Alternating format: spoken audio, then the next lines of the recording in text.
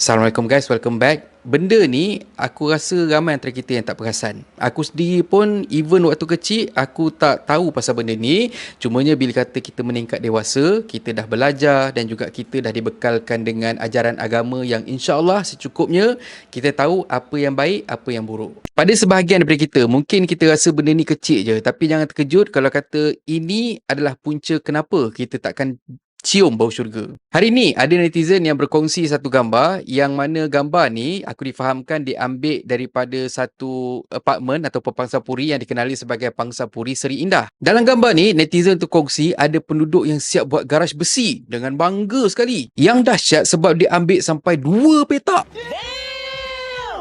Ini silap-silap ni kalau kata dia bergaduh dengan jiran kan. Dia tarik jiran masuk dekat dalam sangkar besi dia tu dengan sekali dia pun masuk kat dalam tu. Lepas tu diorang buat wrestling Hell in the Cell. He throws him up on the other side.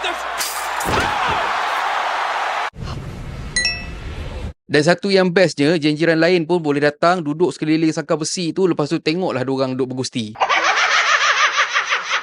Of course, gambar ni dapat perhatian netizen yang mana rata-rata mengecam perbuatan ataupun tindakan daripada individu yang pergi buat sangkar besi ni, yang mana antara komen yang aku baca, selfish, duduk rumah nak murah tapi selera macam duduk rumah kampung ataupun taman ada tanah sendiri.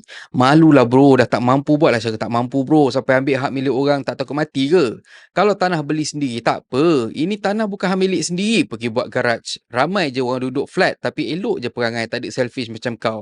Serius bang, kalau macam ni lah perangai kau, orang ramai menyumpah je. So jangan pelik dalam hidup, serba tak kena. Bila kau B40 acah-acah nak hidup seperti T20, baik cari rumah siap ada parking kereta. Ni nama dia manusia selfish, otak letak kat lutut, level nak mampus je buat parking kereta macam ni. Lain lah kalau kata kawasan kondominium. Tak ada adik, kondominium pun tak buat perangai macam ni. Diorang memang dah ada dah parking berbumbung ataupun diorang letaklah kat luar. Even kat luar pun ada bumbung juga dekat apa tepi-tepi diorang punya kondo tu kan. Lain lah kalau kata banyak sangat yang dekat luar kondo tu, dekat tepi jalan tu, itu lain cerita lah, tak tahulah itu macam mana. Tapi asasnya buat masa sekarang ni aku belum pernah nampak lagi orang-orang yang duduk kondo pergi extend rumah sampai ke depan. Lepas tu dekat parking slot dia siap letak bumbung lah benda semua, tak ada, semua benda dah disediakan. Dan ada juga yang berkongsi komen panas yang mana dia kata biasa ada kabel dalam JMB dengan majlis je berani buat macam ni. Lepas tu ada yang reply komen tu, dia kata, yap, kabel kroni JMB je boleh buat. Macam apartmen aku berbuih buat aduan buat je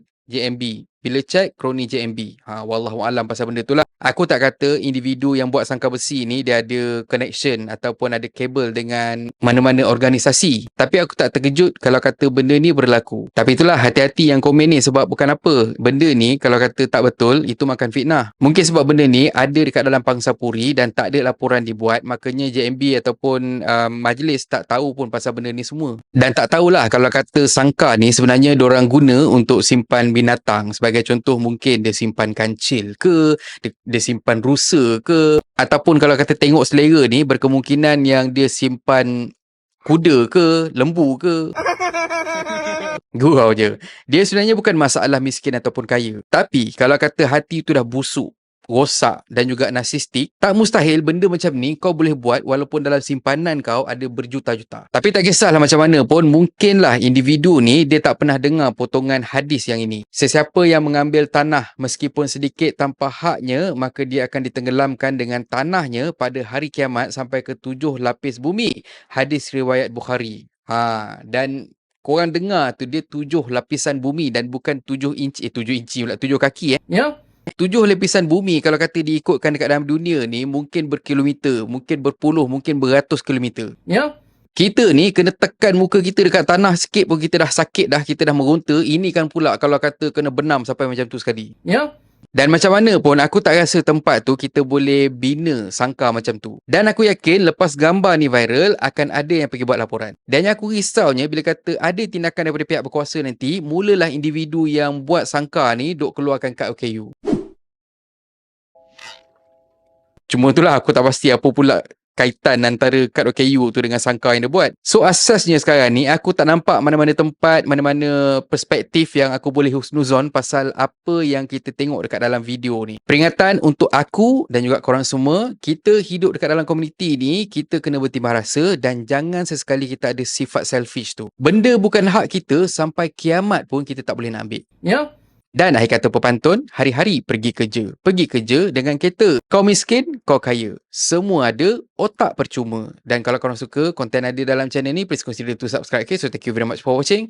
And have a nice day. Assalamualaikum. Assalamualaikum guys. YouTube ada fungsi baru iaitu Super Thanks. Siapa yang nak belanja aku kopi, korang boleh tekan butang Super Thanks kat bawah ni.